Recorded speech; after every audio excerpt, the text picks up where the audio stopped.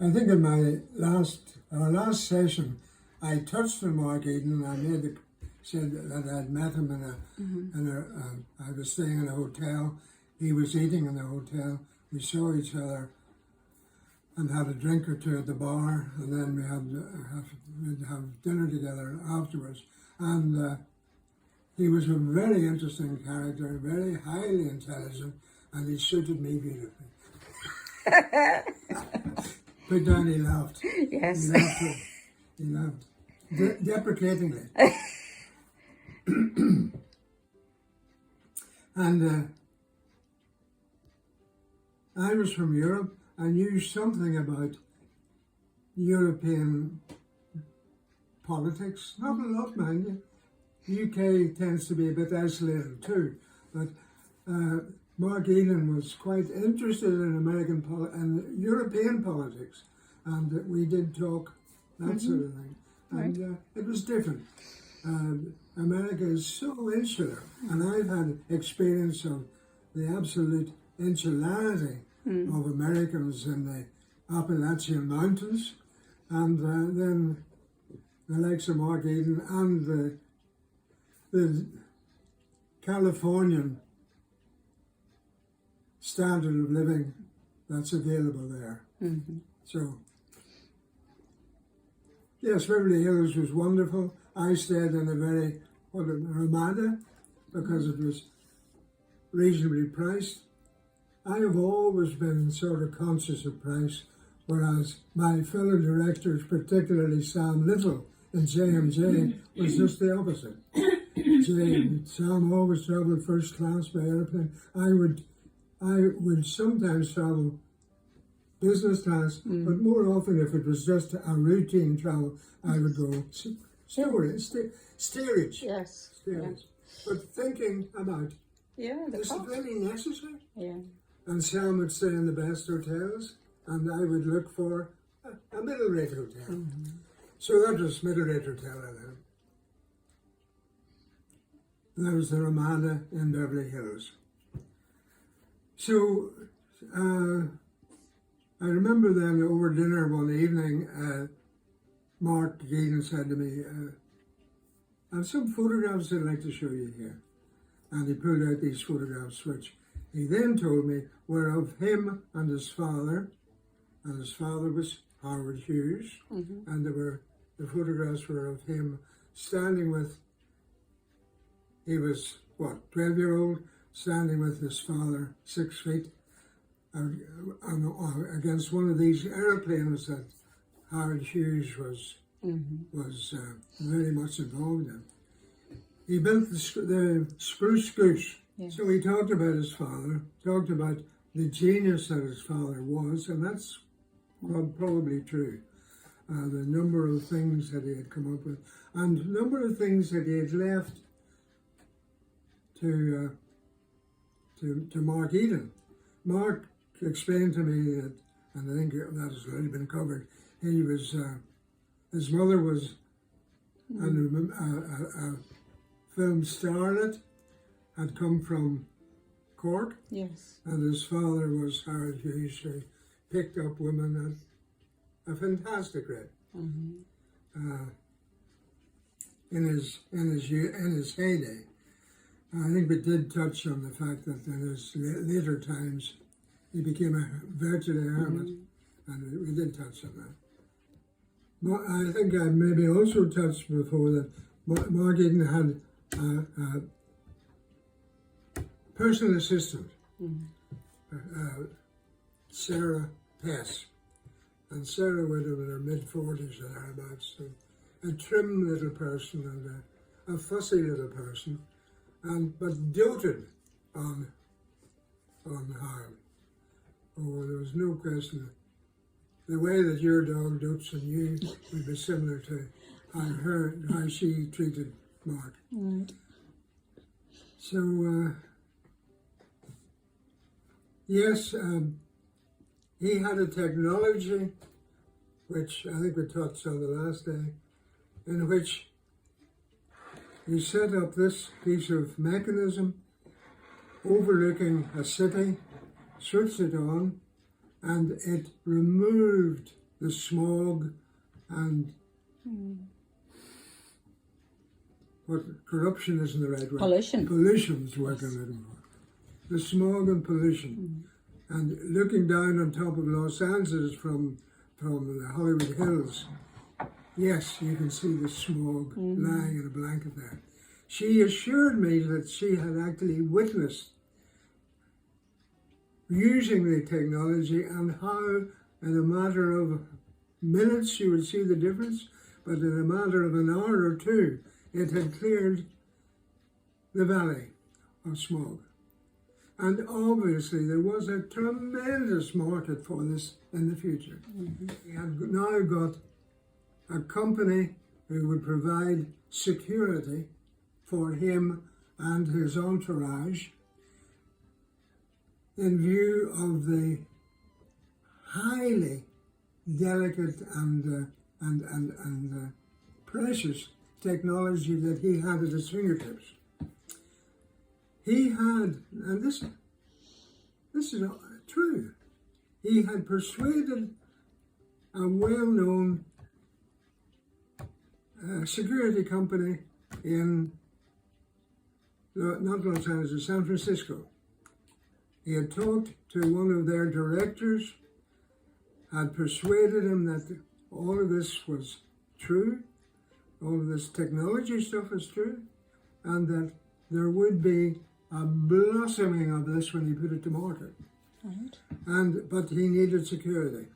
And this guy, this security company, provided him with 2 guys full-time, 2 security guys.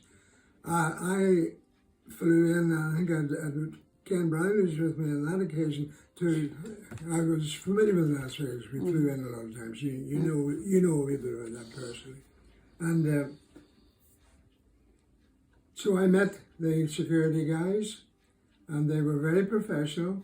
They gave me a CV for each of them, and that CV was astounding. These guys had been with the CIA.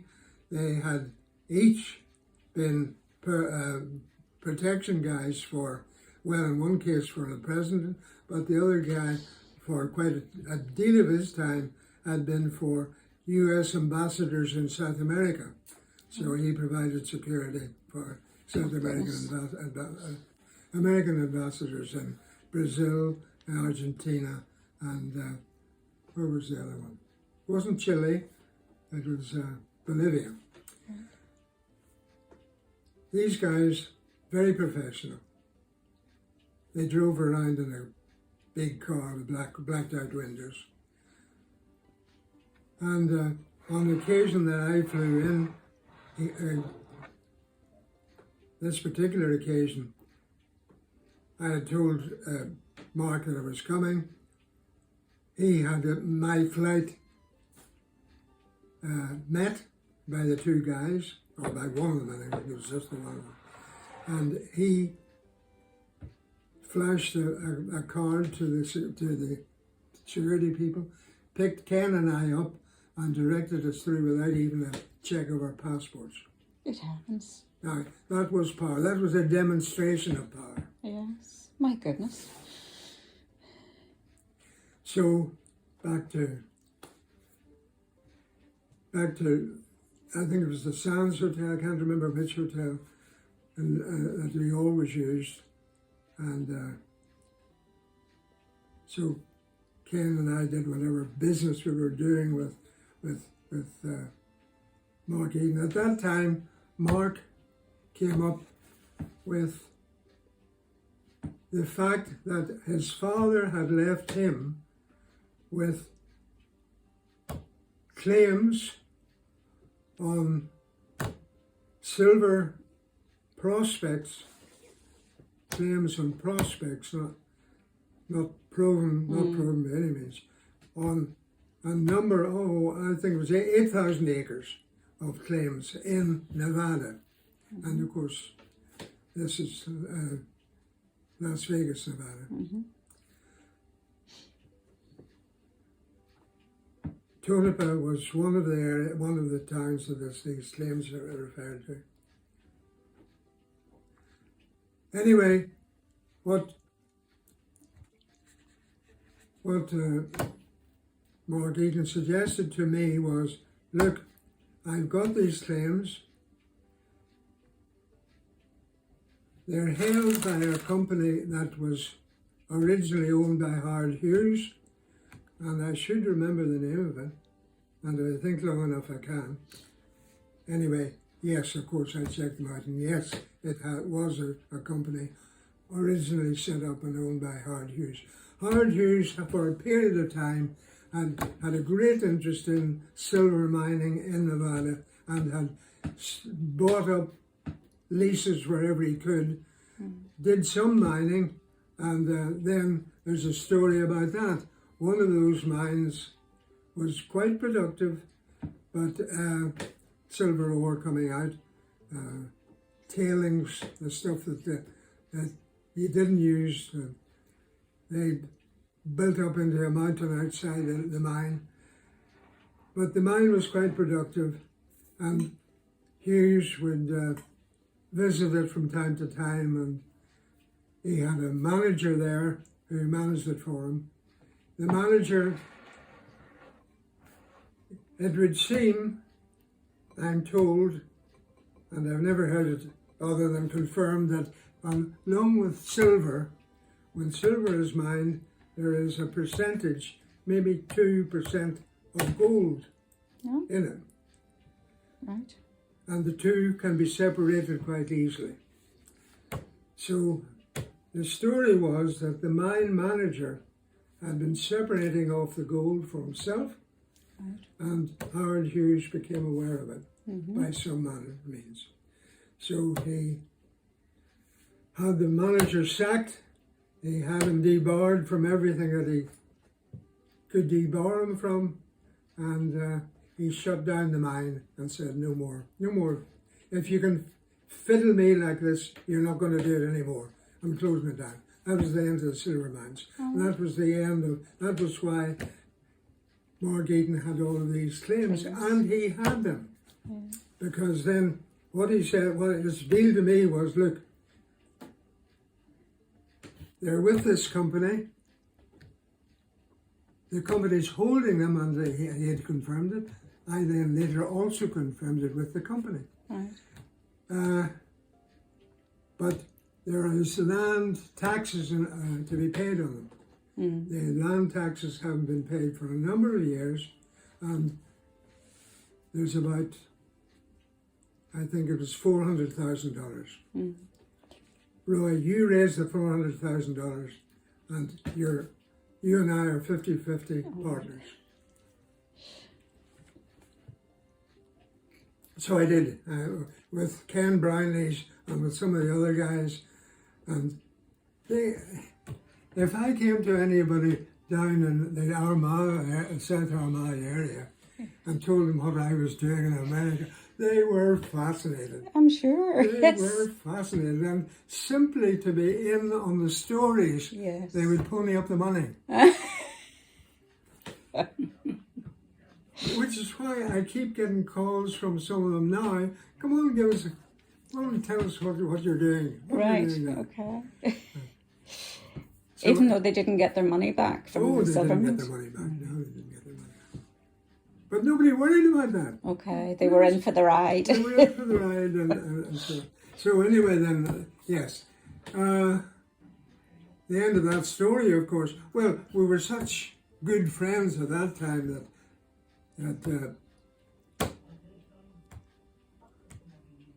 tell me again his name? Mark. Mark said to me, blood brothers. Oh, yes. So he took out his hunting knife and he slit his thumb, and he took my thumb and he slit it, and he held thumb together, and he said, blood brothers. This was in the days before AIDS. It was just the beginning of the AIDS. Oh, yes, Dad. Just the beginning of the AIDS. And did that not bother you? Not a bit. Not a bit. I never even thought about it. So then, anyway, we were brothers, and he seemed to really like me. Yeah. No question he liked me. Yeah. So I drew up the contract between him and me for 50%. Mm-hmm. And he then, I'm not sure just how this, either it was on a visit to Las Vegas or it was a telephone call from him to me home in which he said, Roy, now that we've got, yes, he was able to get, with the money, he was able to get the leases. Right. He got the leases. I rang the company secretary to confirm that there were such leases. They were in Howard Hughes' name, and they were assigned to Mark Eden. All of that was. Bona fide. All they needed was the payment of the land taxes, and they got that. Right. So he had the leases. Yes, I was coming in to decide with him which leases we would develop first. And some of these leases were on land quite close to Tonopah. no, Las Vegas. Las Vegas. Why can't I remember that? Quite close to Las Vegas. One of them, in fact, was McCartan Airport is the airport for Las Vegas, and it was to be lengthening its runways, and one end of that lengthened runway was on Howard Hughes land. Right. That would have been very valuable, not as a silver mine, but simply on holding the title to the the land, surface title. So anyway, when I got there, he said, our conversation went along like this. Roy, you know that my father left this land to me. Yes, Mark, yes. And you know I provided you the money, and you know that we've got a deal in it. Yes, I know that, but that's the problem. He said, this is the only thing I have of my father, and you're telling me that you want 50% of that. I said, well, that's the deal that we made. Yeah, Mark. yeah. And he signed up for? Yeah, and he said, well, honestly, I said, well, I think at that time I said, Mark, we're going to fall out over this, so it's best that I go on back home. I didn't know, can't remember whether I don't think I had what do you call it? Ken. Yeah. Don't think I had Ken with me. So I said, we'll talk on the phone, I'll be back home, we'll talk on the phone, and we'll meet again, maybe in New York. Right. So we met in New York. We met in the hotel, which I was paying for. My group were paying for, and he, of course, had to have a suite. Of course, he did. So he had his New York lawyer, who was quite a young guy, and I was representing ourselves. So we talked about our contract. The young guy said, yes, your contract's good. I said, I've been advising Mark Eden that the contract is good. Right. But he said it'll take a lot of money to prove that in court. So anyway, Mark and the lawyer, me, and Sarah Pass were in discussing all this, and me holding out that we had done everything on our side, and there was no way a court could do anything other than award us our 50%. Yeah. And And Mark would said to Sarah, Sarah, it's very warm in here. Open the window. So Sarah scuttled over the window. Then arguing on round and round in circles. And the lawyer guy getting more and more embarrassed. Oh. And he Mark, still too warm here, I'm going to change my shirt. So up he got into the bedroom and came out in a different shirt. And we argued for another while. Sarah, it's getting cold in here, close that window. So Sarah closed the window. I'm away to put on another shirt. And off he goes. Good heavens. Bonkers. Bonkers, absolutely bonkers. And that's when it got through to me. I'm dealing with a madman. and the lawyer was agreeing with me. Yes. So anyway, I said, well, we're not going to agree here in New York. I'll see you back in Las Vegas where we'll go to court. Mm-hmm. So you were with me at that time. Mm-hmm. So anyway, in court, it was a great experience. It was in the what was it? The federal court. That's right. It's in the federal court, Las Vegas federal court, and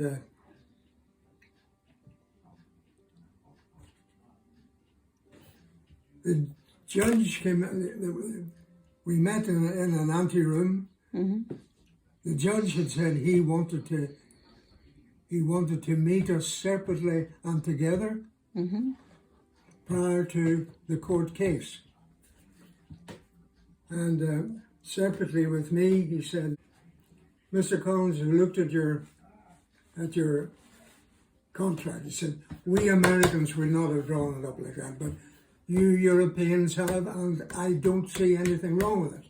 Right. I don't see anything wrong. I think that when this goes to trial, if it's on the basis of fairness and fact, you win. Mm. But he said, bear in mind, however, where you are. You're in Las Vegas. He said, your opponent lives in Las Vegas. Yes. And at that time, Mark had rented a house with Sarah Pess. Mm-hmm. He said he lives in Las Vegas. He said, what you're arguing about is land in Las Vegas, in which you say you have a 50% claim. Mm-hmm. Consider your jurors, 12 true men and true, 12 good men and true, mm-hmm. maybe some women among them. But they are all from Las Vegas. Yes. Consider where you're from. Mm. You're from Europe. In fact, you're from the United Kingdom. And in fact, you might think you're as British. And that's not a good thing. Right. He said, they are going to give a verdict. And who do you think's going to get the verdict?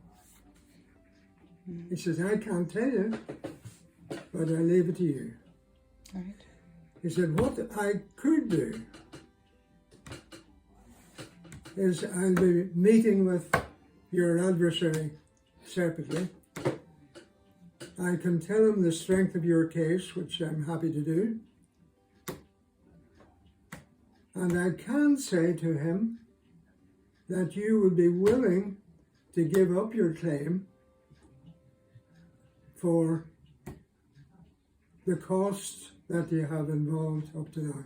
You've got, what, 400,000? I can't remember. There's some of the, I said I've got travel costs and I've got, yes. I think it was around about $500,000. Mm-hmm. And he said, I can tell him that if he takes responsibility for that $500,000, and he said, no doubt he can sell some of that ground and get it. Mm-hmm. He said, you might feel that you're well advised To to settle. take that, to settle. Yeah. So, went away and thought about it and settled and said yes, we'd take that.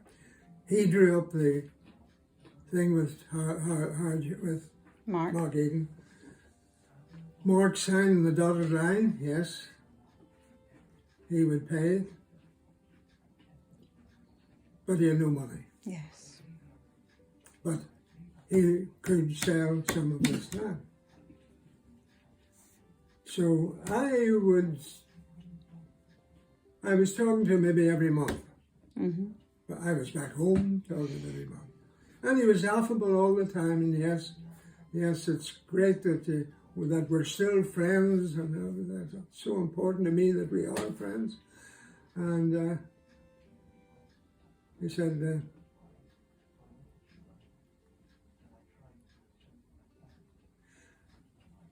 I'm talking to some people about selling land. I'll get back to you. I'll get back to you. So that went on for, I'm sure, 6 months. Sure 6 months.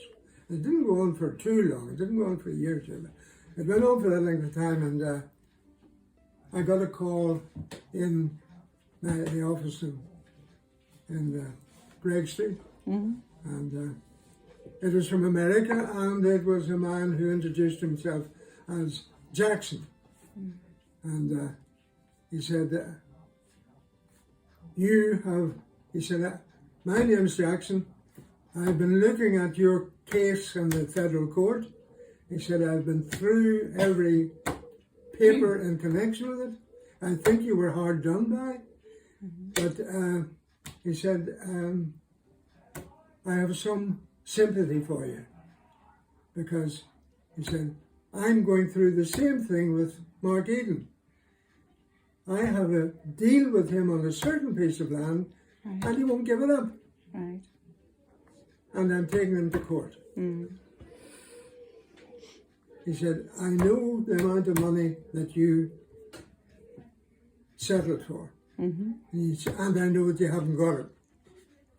He said, I consider that my case should be strengthened if our claim went together.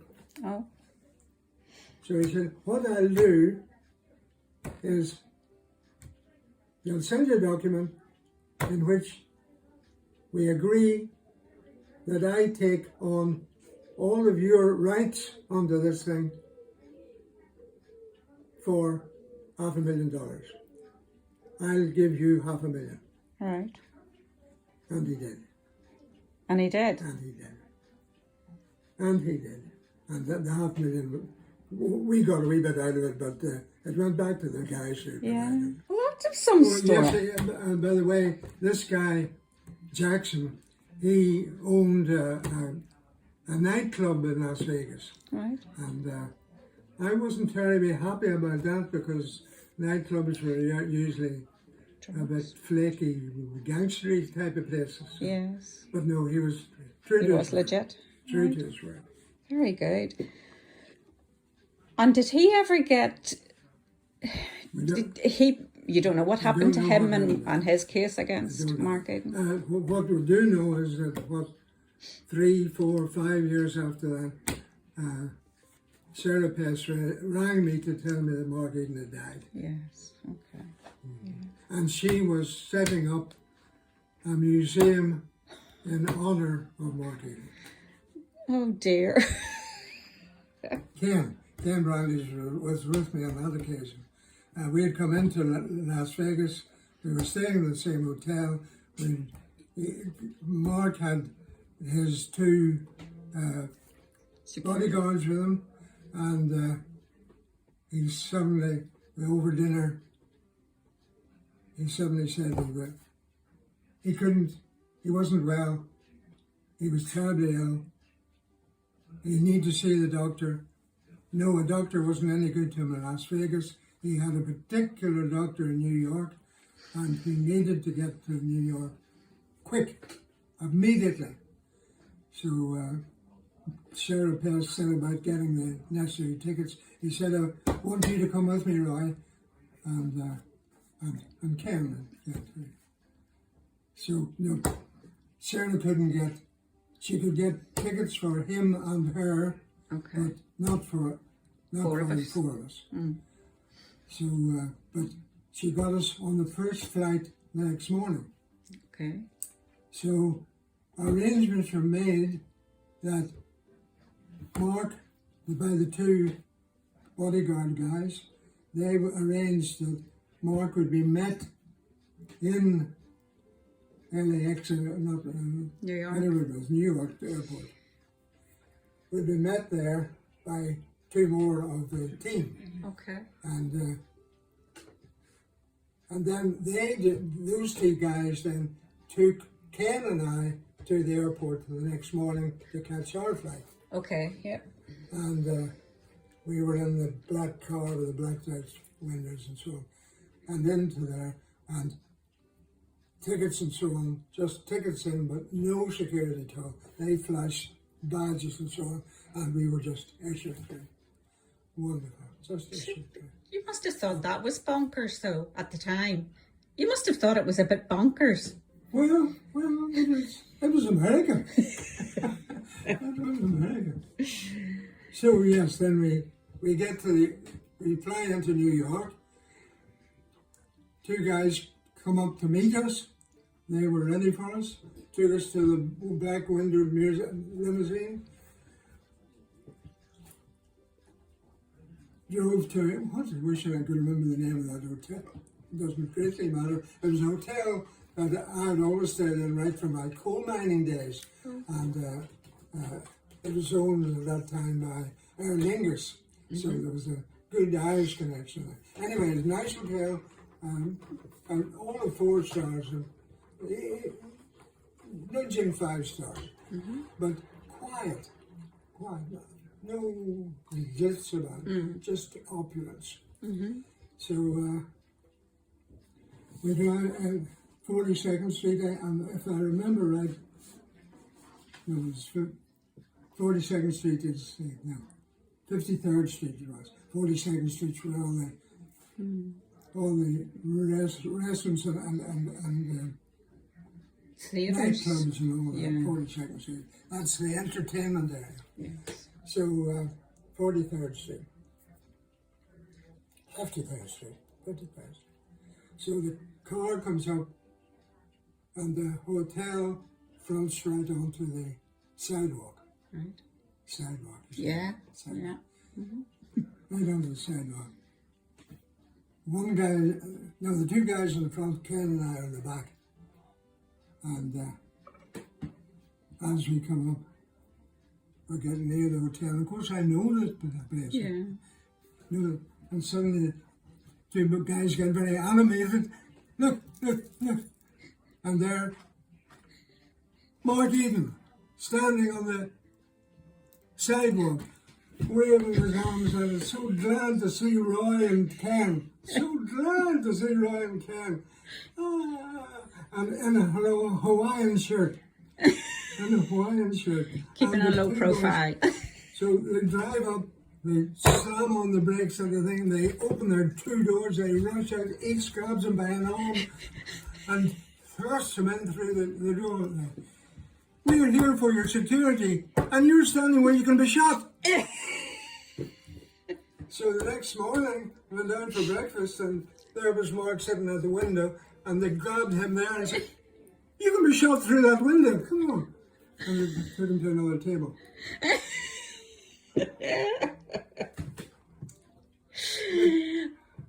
And the company obviously became disenchanted with him, and did they give him the boot then? We were going back to Europe, and they never still heard. been looked after by these boys. So what's happened? I'd love to know, man. Yes. I'd love to know. So Mark decided that we would go out to a show, Okay. 42nd Street. So the Fordham Theatre, which is a very famous theatre, and there was a Foliage Bergère type show on there. And so the guys, the 2 bodyguard guys, came with us in the car parked outside the door. One of them went inside and said, "Don't get out until I come for you." And he went in, talked evidently to the manager. He then came out and he took us then with the other guy into a sitting room, a lounge area in the theatre, and the manager was there to greet us and to serve us with drinks.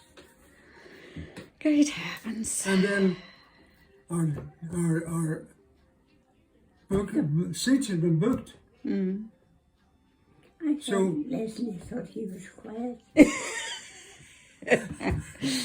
So one security guy sat in the end of that row. We were in the middle of that row, and the other security guy sat at the end of the other end. So we were Good heavens. secure. And then they brought us out again after the show, and we were to go to a restaurant, good restaurant. And of course, there was a good restaurant, flash restaurant, and but they had what was, I guess, unusual.